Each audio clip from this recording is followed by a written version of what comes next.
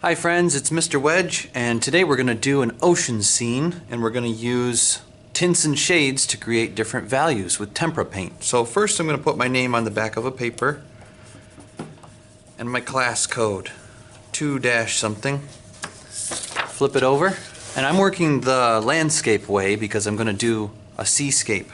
So have my paper the wide way. And I've got tempera paint that's blue, and then I've got black and white, and I've got a paintbrush too. I also need a paper towel to wipe my brush. We're going to paint an ocean scene, so I'm just going to start with blue and try to make waves. And the waves could go up and down like this, or they could do any kind of pattern that goes across, really, that has curved lines in it. I'm going to start near the top and just keep making almost like the letter U over and over. And I can leave the top white, that'll be the sky.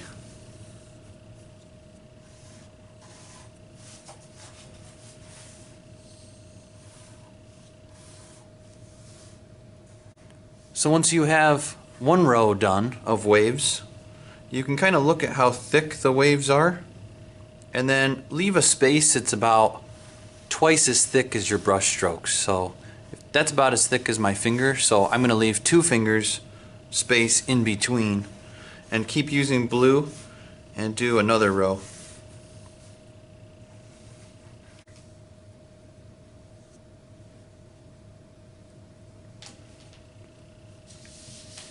It doesn't have to be perfect because waves aren't all exactly the same either. And I'm going to keep going until I've got all the way down to the bottom of my paper and I've filled it up with blue waves.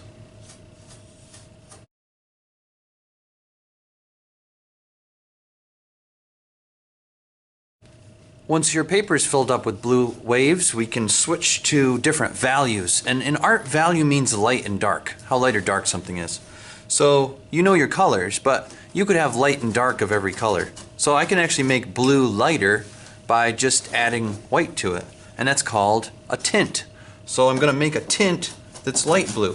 So I'm going to scoop up some blue paint, put it in a new pile, scoop up some white paint, stir it around, and I've made light blue. That's a tint. And if you want it lighter, you'd add more white. If you want it a little darker, you could just add more blue, but it's still a tint.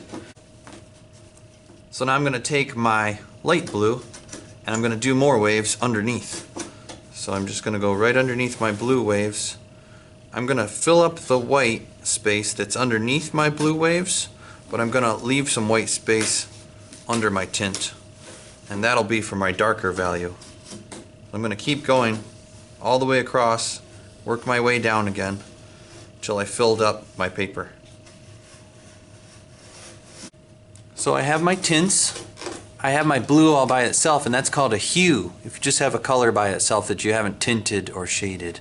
And the tint is a color plus white, and a shade would be the color, the hue, plus black, because black makes the color darker.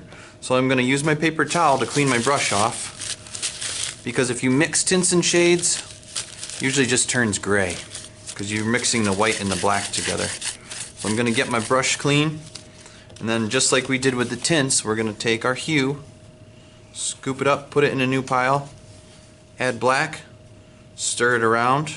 It's still blue, but we've made it darker. And if you want to make it darker, you just add black. And if you want to make it lighter, you just add more blue. But that's a shade. It's just dark blue. So this would be like the shadows in the waves. And you can tell we're making a pattern. So just like before, I'm going to go all the way across. I'm going to fill in any place that I see the paper, and then I'll be done with my ocean scene. And because I mixed my colors in new piles, I could still clean my brush and go back and get them if I want to fix any mistakes that I made. Once your painting's done and dry, you could draw on top of it, or you could paint on top of it. You could add like a boat or sea creatures, anything you want, but that part's optional. So, an ocean scene. Work hard, have fun.